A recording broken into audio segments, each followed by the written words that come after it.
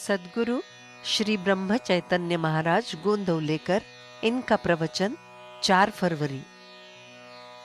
भगवान के नाम में ही वासना का क्षय। हम सब जीव वासना में उलझे हुए हैं, क्योंकि हमारा जन्म ही वासना से हुआ है। वासना का मतलब है जो है वो तो रहे ही और अधिकाधिक मिलता रहे। हम अभी ऐसी स्थिति में हैं, लेकिन प्रारंभ करना है, इसलिए हम ऐसा कहें कि जो है वो तो रहे और जो अधिक मांगना है वो हम परमेश्वर से मांगे।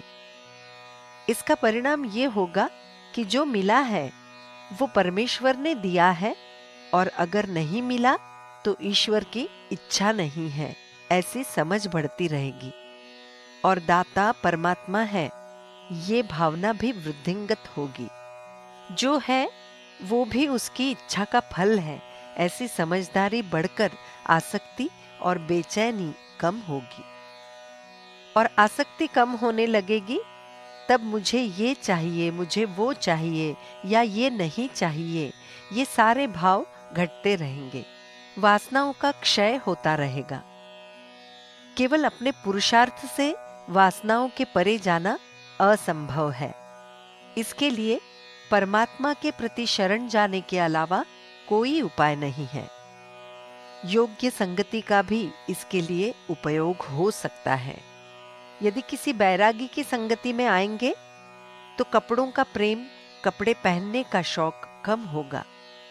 और किसी सेठ जी की संगति में आएंगे तो अच्छे अच्छे शौक और बनाव सिंगार की प्रवृत्ति होगी। अतः हमें ऐसी संगति में रहना चाहिए जिससे शरणागत होने की भावना बढ़ने में सहायता होगी। ईश्वर की शरण जाने का या शरणागत होने का मतलब है उसे सर्वस्व समर्पित करके जीवन यापन करना। इसका अर्थ है कि हम उपाधि रहित बने। इसका तात्पर्य ये है कि हमें ऐसे ही साधनों को जुटाना चाहिए या ऐसे ही साधनों के साथ रहना चाहिए जो उपाधि रहित हों। ऐसा साधन है भगवान का नाम स्मरण करना।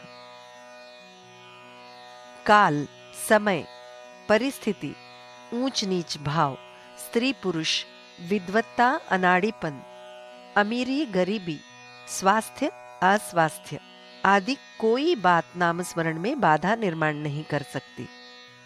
नामस्मरण के लिए कोई साधन या उपकरण भी अनिवार्य नहीं होता है।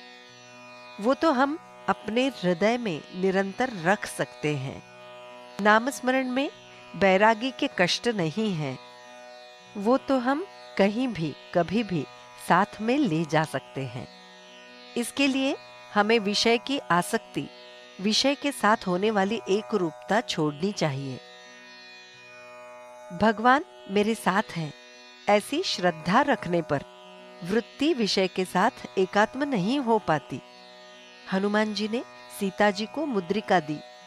उसे देखने पर सीता जी को श्री रामचंद्र जी के स्वरूप का स्मरण हुआ। इसी प्रकार हमें भी नाम स्मरण करते समय ईश्वर का ही निरंतर स्मरण होना चाहिए। भगवान के अनुसंधान में जो बंधा हुआ रहता है, मानो उसने काल को पराजित कर दिया है। ऐसे लोगों के मन में मृत्यु का डर क्यों होगा? भगवान को सर्वस्व समर्पित करने के कारण उसके मन में वासना क्यों बची रहेगी?